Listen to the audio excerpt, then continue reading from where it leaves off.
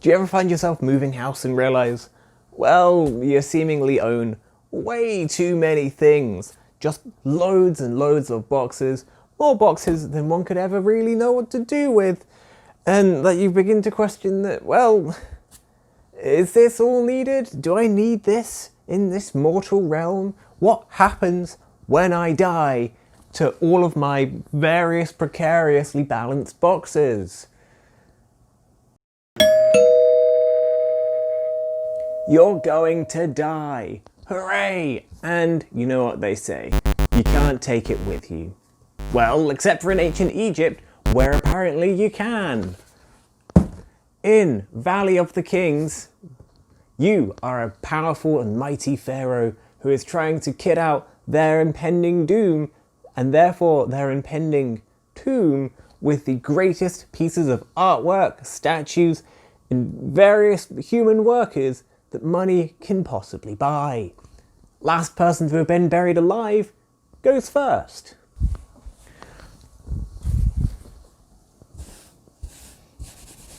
But this is the premium edition.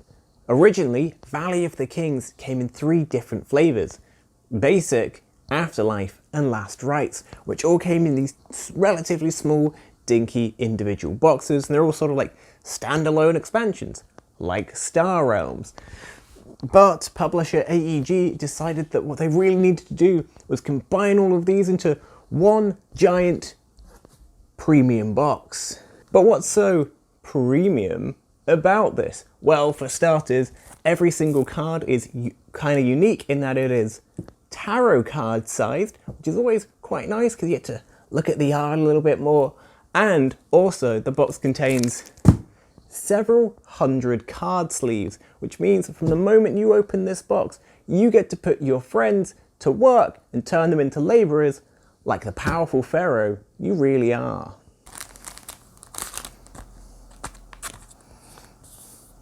Are we having fun yet? Quiet. Work harder. Valley of Kings is a deck builder, and well, we all know how much I love deck builders. It's a serious problem. Please help. Starting with a deck of the exact same cards, players will take it in turns to use cards, to acquire new cards, to improve their deck, so that in the future they can do better actions and better turns, get better cards. Once this central pyramid and the deck that supply it fully runs out, the game ends. But what makes Valley of Kings so unique? Why should I confront the concept of the afterlife? Will I find joy before my inevitable end? Well, unlike a lot of deck builders, you don't necessarily score from the cards that are left in your deck at the end of the game. Instead, you score by the cards that you remove out of your deck at the end of the game.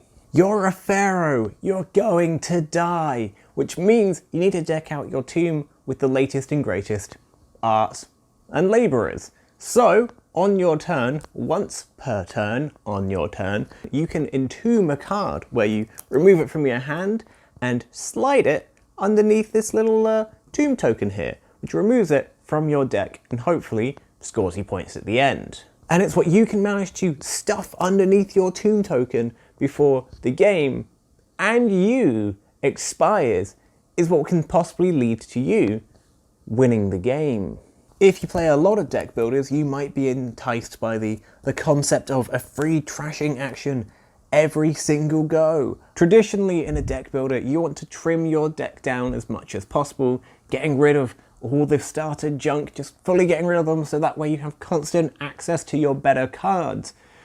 But here you also kind of maybe want to use some of those cards for their actions because they're quite useful, but also you need to find time to entomb all of those good cards to score points with. But also you can't use those good cards to buy things and use their actions once they're entombed. So when do you find the time to do that? Some of the basic cards are actually quite useful because they can help in securing a combo. So maybe you want to hold on to some of those, but they then just sort of muddy up your deck a little bit because maybe they're a little more situational. And then you have to constantly fight trying to work out when you want to entomb a card, when you want to hold on to it for maybe its value or its unique action, and just trying to work out when's the best time to try and score them. And it's this constant conundrum that makes Valley of the Kings quite interesting. This is further entombed by the fact that sure, you could stuff any old rubbish into your tomb. That's fine, that's great, you do you. However, you primarily actually want to be focused on collecting sets, or sets, like the Egyptian god of nighttime and darkness. In scoring, each set is worth the square of how many of that set you have. So, you've got 3 amulets, congratulations, that's 9 points.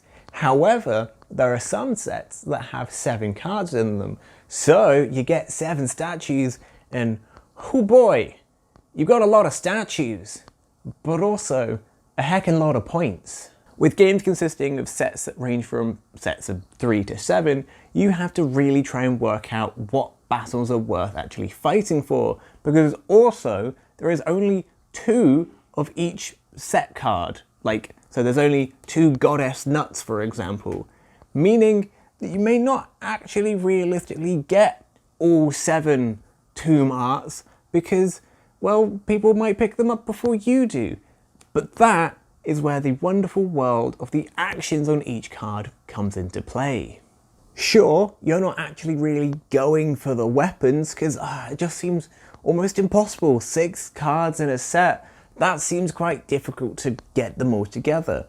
But they do maybe have really useful actions, like the sling, which allows you to basically entomb a bunch of cheap items into your tomb, removing them from your deck, streamlining your deck whenever another player goes about entombing something. So it's really useful to possibly pick up alongside all of these other cards. The final major spice to this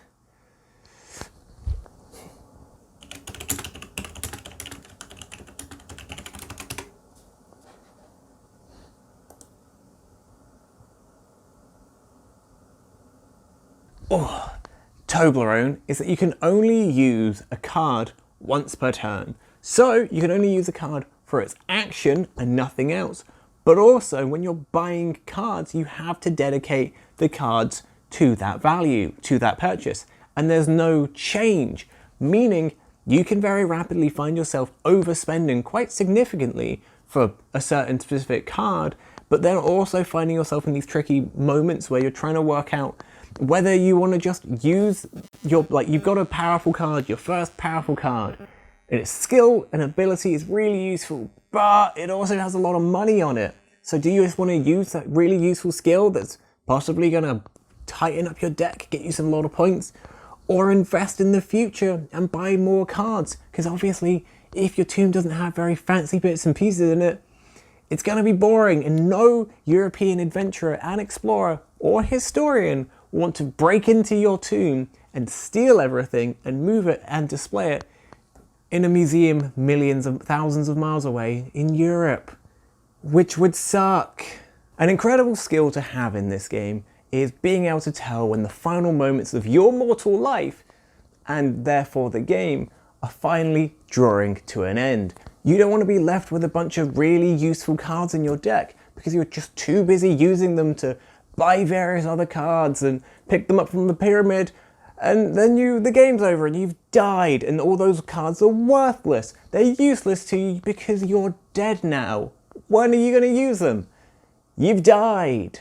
Similarly, I had a game where I felt like I was on a roll. I was entombing cards constantly, every single go, pinging cards backwards and forwards to entomb card after card after card. I felt unstoppable. I was down to 4 cards. I looked up and oh goodness, we were only really at the start of the second half of the game. I had no money, and oh goodness, even worse, I had no points. My death is going to be sad and miserable. Oh no. Because on each go you can remove 1 card from your hand and entomb it, ultimately removing it from your deck. It means that you are constantly able to keep a very nice and slim little deck, meaning that you're always able to see the new cards you've purchased and use them. A problem that people find in deck builders, specifically Dominion, is you buy a card and you've got to go through your entire deck before you can even use it. And even then, if you draw it with a bunch of other cards, you're not gonna use it. You don't really have that here because things are small and flighty. And there's also a significant less focus on just drawing your entire deck and then playing your entire deck again, so then next turn you can draw your entire deck and so on and so on, meaning that the downtime between turns isn't that bad. You don't have to sit through 5 minutes of someone's brilliant quantum algebra, which you don't care about. It's boring.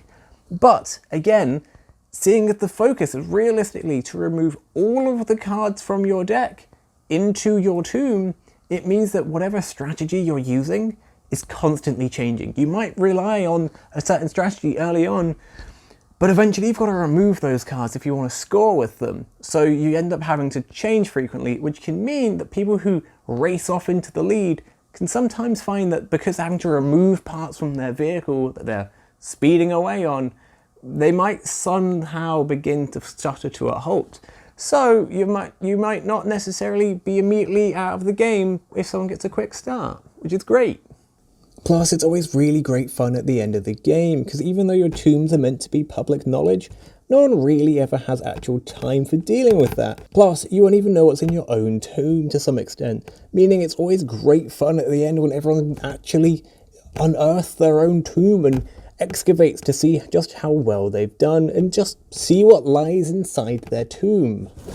Ugh. It's normally sadness. Plus, there are unique cards that don't belong to a set but score you a load of points, but also have really useful actions, like this one, which features the world's first Ameritrash board game, with needlessly large Kickstarter exclusive miniatures and all. Truly, the Egyptians were ahead of their time.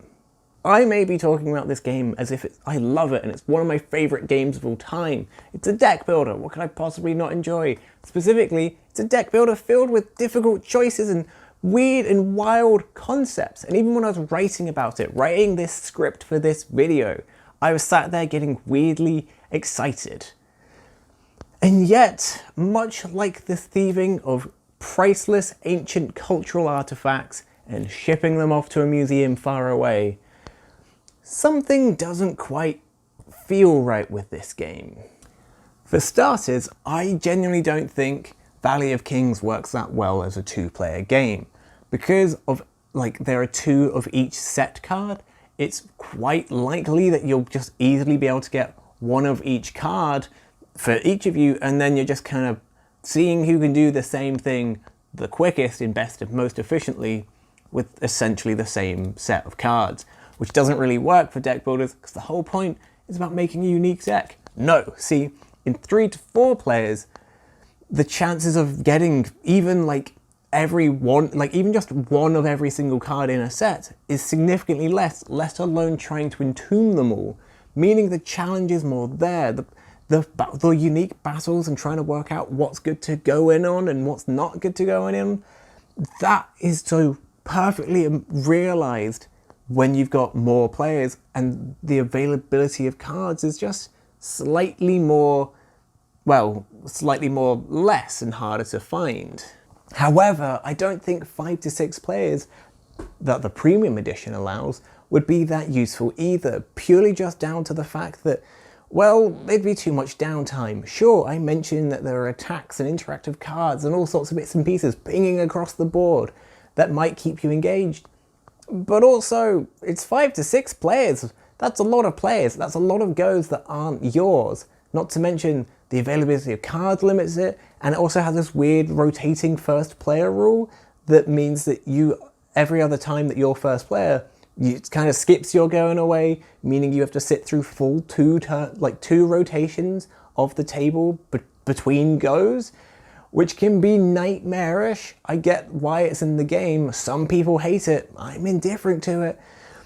But it can lead to wild downtime where you're sat out for half the game. Also, while I did say there is the chance that due to moving cards that you actively are using into your tomb can lead to the leader's lead crumbling below them like so much brittle sandstone blocks, At the same time, some cards are just so inherently incredibly powerful that that lead doesn't necessarily crumble and more so accelerates wildly like some kind of Egyptian speedy thing. A chariot? A camel? I don't know. Because you see, some cards are just powerful in that they allow you to take a card from anywhere in the pyramid, allowing you to constantly build up this lead. And once you fall behind in being able to generate money, the second the more expensive cards roll in, you may not be able to buy them for some time. And now, well, you're just going to fall behind forever because you just haven't been able to get the cards to allow you to buy money, to get enough money to play the second half of the game where things become more expensive. Also, here's something that genuinely annoys me quite a bit. It's a premium edition. It comes in a big premium box full of big premium components. Obviously, it's got 3 games in one. You're gonna need this big premium box in order to store those big premium components. Plus there's extra bits and pieces, extra cards, unique role cards which can change the game. So much premium content in this premium box that you definitely need this large premium box. Oh wait, every single component fits in one half of the box. This half, you don't even need it. This box doesn't need to be anywhere near this size. And it annoys me so much. I currently live in London, so I'm acutely aware that boxes take up a lot of space. So why is this box so full of empty air? Oh my goodness, I live out of boxes. I don't want more boxes to take up more space. I think the thing that puts me off the most with Valley of the Kings and stops me from absolutely loving it is, well, don't get me wrong, it's an interesting take on deck builders and it's got some interesting bits and pieces. It just lacks an inherent electricity throughout the game. Each different set within the game is quite unique and interesting. There are some which are all about bouncing cards between the public discard and trash pile and your tomb, and you're constantly moving things around. Others which are just entirely focused on entombing things as quickly as possible into your tomb. And they're fun and interesting. But playing in the game frequently feels like you're just going through the motions. When you're in the moment, it feels alive and fun. But the moment it's over, it's just kind of gone. And you realize that you weren't really gaining anything from it. And it's just ceasing to be like a human life. Unlike the theme, which is creating something to be remembered by once you're gone, Valley of the Kings doesn't have that much lasting potential. When you're playing it, it's fine, it's fun, but the moment it's gone and done, you'll forget about it until you remember it, until you look at it and go, remember Valley of the Kings? I remember Valley of the Kings. But that's about it. You're never sat there longingly thinking about it until you're kind of reminded of it. Unlike other deck builders like Star Realms, which is small and fighty and really quick and just kind of punchy, or Dominion, which has so much variance and so much ability to grow, and it's full of wild combos expecting you to think of whatever you want and roll with it. Valley of the Kings has some interesting things, but I don't know, I want to love it more. I enjoy how the different versions of the game have various different things. One is all about pinging cards between discard piles and trash piles in your tomb, and it's just things are moving all over the place. It seems really weird and interesting. But also, there's just not enough magic present to make this game truly shine. Hello, and thank you for watching my video. It was about a board game called Valley of the Kings, or Valley of Kings, if you want to read it in a way that scans. There, sir. I live inside boxes now. This is my new life. Anyway, if you want, feel free to let me know about your own thoughts about Valley of the Kings, the hit board game.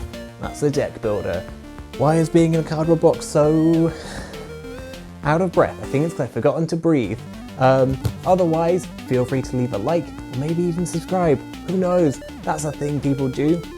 If you want other videos about board games, I last one did of a video about, I think, Dominion. If not, this is one about Dominion, and if it was something else, it can be here. It was something else, it was Tang Garden. That's here. Also, you can click on my face orb to subscribe. Thank you, and goodbye.